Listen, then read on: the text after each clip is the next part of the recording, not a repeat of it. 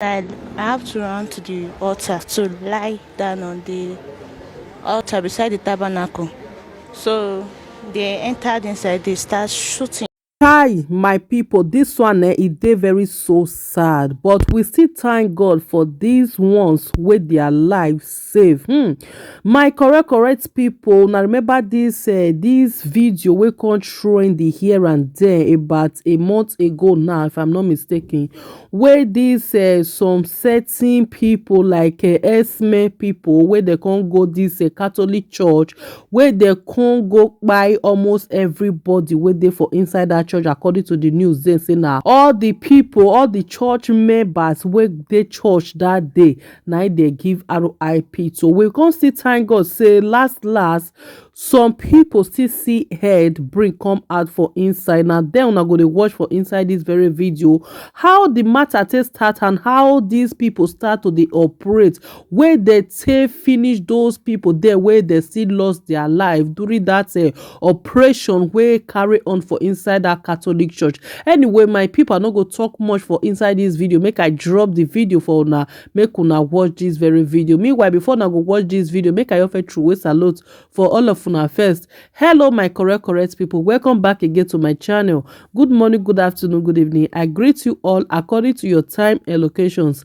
If today is your first time you are coming across Lizzie Gist TV channel, you are highly welcome. Thank you also very much for your love and support. For my new subscriber, thank you all. For my older returning subscribers, thank you all, and may God bless you. So my correct people, make I drop the video for una, make una help me like and share this video. I go see una again for my next video. Bye guys, bye bye.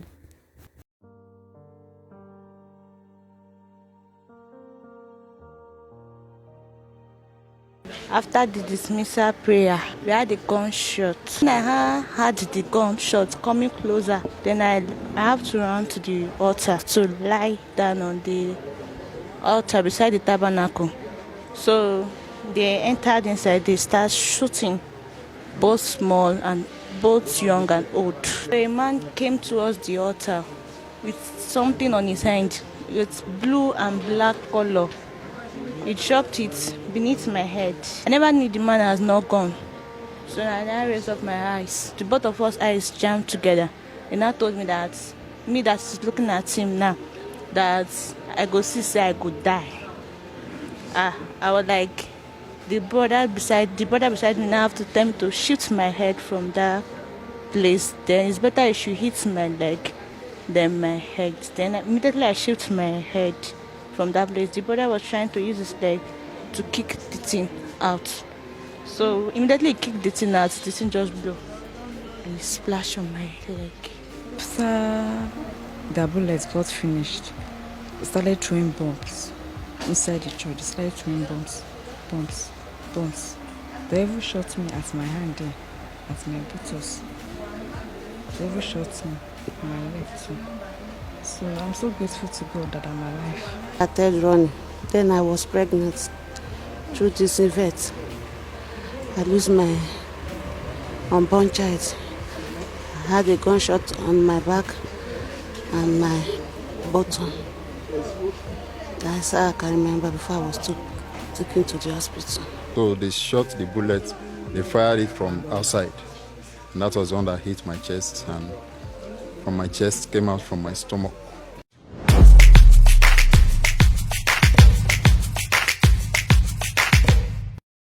After the memorial service held in honor of those who lost their lives at St. Francis Catholic Church, Owo in Ondo State, Legit TV visited the Federal Medical Center FMC in Owo and spoke with some of the survivors of the attack. Let's hear what they have to say about the unfortunate incident. My name is Okonya Stephen Chooks, the choir master of the church. We were about to close the mass. The priest had already said, given the final blessing, and said, go in peace, the mass is ended. While he went to kiss the altar in the normal Catholic way. Then we were already standing at the choir stand to start the closing hymn. All of a sudden, we heard three sounds, like the sound of pistol.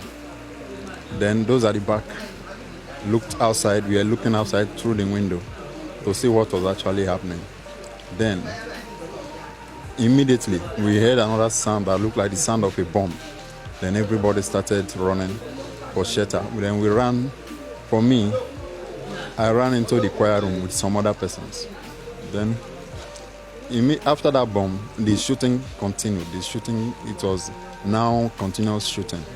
Like, people were running, people were shouting. The shooting coming at every interval, they were throwing bomb.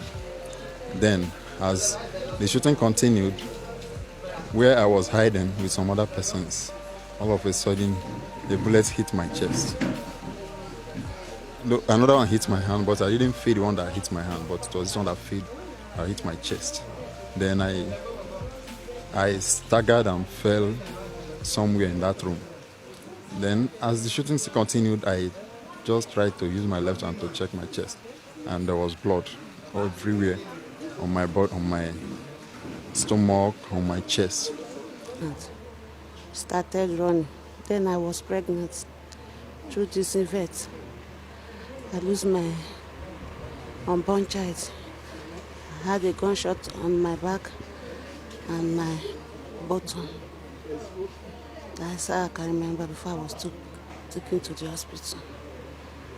Were you in church alone that day, or you were with your husband? And if you have any other child, were you in church? I was with my baby, the one I was carrying, 2 years and 6 months baby. He was still injured. He was injured on her leg. She was injured on her leg. My other children, they escaped. Like you said, you were pregnant, and now you lost the pregnancy. How do you feel? I don't have anything to say.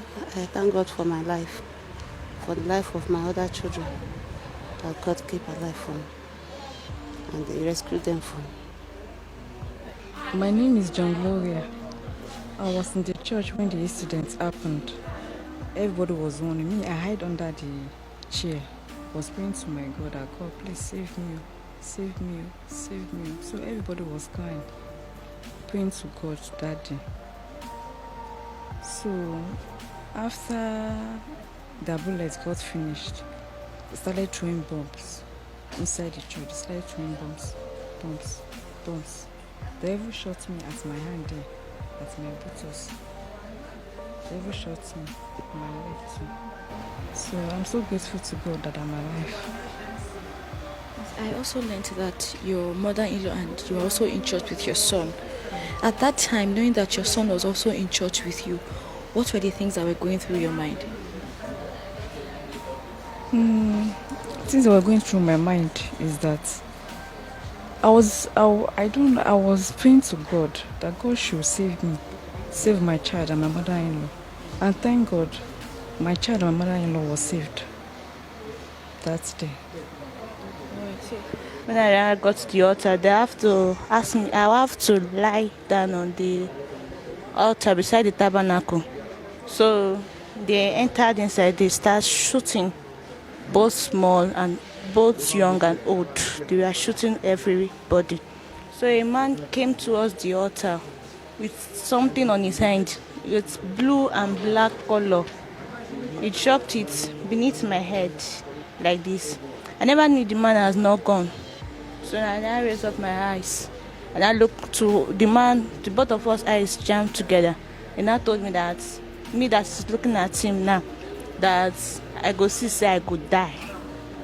I was like, the brother beside me now have to tell me to shoot my head from that place. Then it's better if you hit my leg than my head. Then immediately I shoot my head from that place. The brother was trying to use his leg to kick the thing out.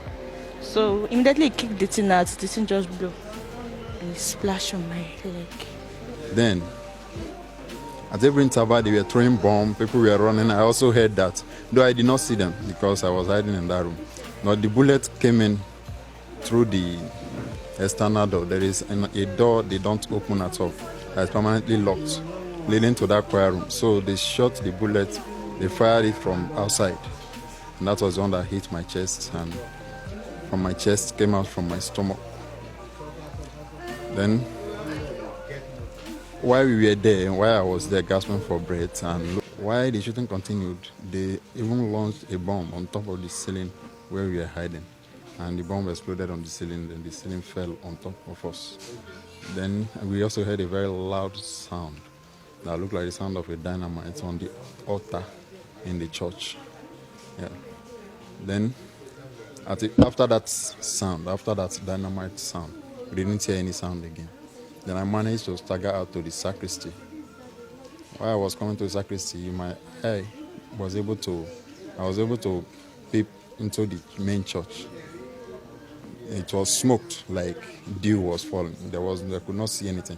Then at that point I was gasping for breath, begging anybody to take me to the hospital. And it was the priest who celebrated the mass who rushed me down to this place. I heard some people jump the fence, while jumping the fence they were killed.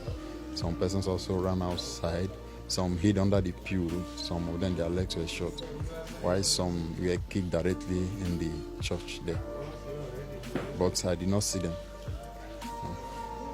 Seeing yourself that you are alive and you are recovering in the hospital, how does this make you feel? I give glory to God, because for me, every night I meditate, the thing running on my head like someone is throwing a bomb, because they threw so much bomb, so many at every interval. While they shoot, they throw bomb. So to me, I think it's a miracle, because the doctor said it was 3 centimeters to the heart for me, where they shot. But the bullet went this way and came out from the stomach. So seeing myself in the hospital is a miracle, because even before the priests rushed me to the hospital, I had already started final confession. Like, I thought I was already dead. So would you say you still trust the security system in the state? In the state, you mean Nigeria as a whole? Yes. As far as I'm concerned, the country has no security. The shooting and the bombing lasted for more than 20 minutes, and no security personnel came to that place. And I heard there is a police station close to the palace, because the church is at the back of the palace. So I don't trust the security. I even, just not to speculate, but I see this as more like a game, like they are playing politics, or I don't really know what they are trying to do. But for the security, there is no security system in Nigeria. I don't trust it. The security is very low. It's very low. Covered. Would you still want to go to church on Sunday? Yes, this one does not mean I should not go to church. At least it's because of God's grace that I'm still alive today, to talk today. I can also see my sisters today. Most people do not have the privilege that I have to. Why? It's not God that keep me alive. Many lost their life, their children. So who am I to say I will not serve God again? Yes, so I will still go back to church, because I can't, because of this thing that happened to me, sit at home or just lose my hope. I will still go back to church, because I'm so grateful to God that I'm alive. My son or mother-in-law was alive too. Even the people that surrounded me that day, they were all dead. Even I was even lying on top of one dead woman, because that day I was unconscious. Before those people came in and took me to the hospital. I'm so grateful to God. So looking back at the health sector, with the level of treatment that you've been given here, would you say the health sector has improved, or are you satisfied with the health, with how they've treated you so far? Yes. Even when I was rushed down to that emergency unit, so many doctors surrounded me, and they attended to me, though I was there for a while.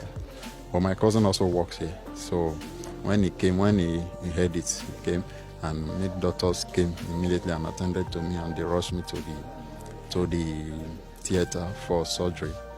Then located me to this ward I've been going for x-rays and scan. The doctors here and the nurses, especially the nurses in this ward, have been doing all their